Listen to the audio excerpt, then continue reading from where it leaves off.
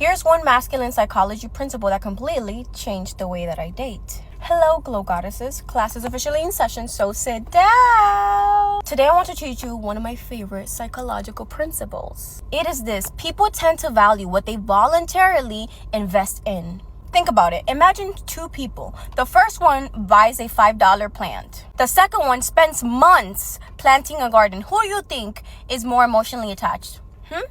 Usually the person who invested more, and not because the object is objectively better, but because they pour their time, energy, money, attention, and care into it. Psychologists have observed these patterns for decades. When we willingly invest effort into something, our minds automatically start to value it more. Now, let's translate this into masculine psychology. Imagine you're dating a man. You never let him plan. You never let him help.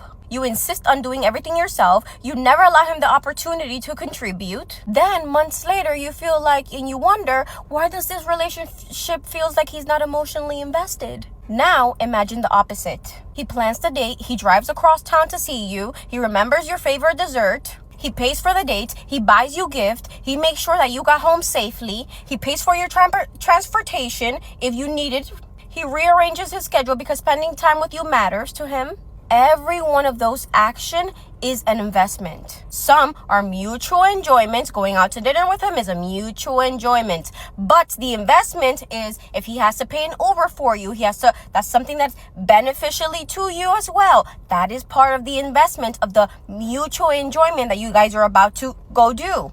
Glow Goddesses, this is where so many women get confused. They think receiving makes them needy or incapable. So they refuse every opportunity to let someone else contribute. Because you do things for them and you make it easier for them, they're gonna love you. Because that's how you receive love. Healthy receiving is not manipulation. It's allowing another person the opportunity to participate in building the relationship. Notice I didn't say chase investment. I didn't say test him. I said observe it, goddess. Because investment tells a story, not in just one grand gesture, but in consistent choices over time. We're living in a society where everyone wants where everyone don't want to wait for delayed gratification. They want it now.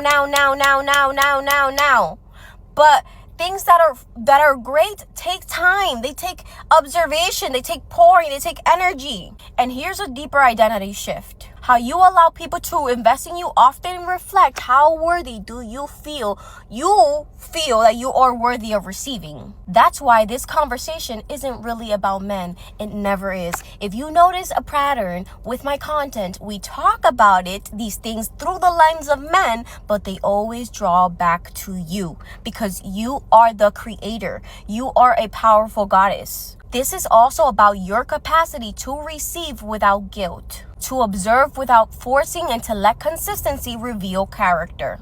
And that's exactly what I teach inside the Provider Magnet. How to attract masculine provider men to invest in you long term. Not in just one grand gesture, but long term.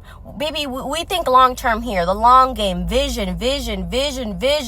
Not how to make a man spend money on you one time, but how to recognize genuine investment and stop confusing words with effort.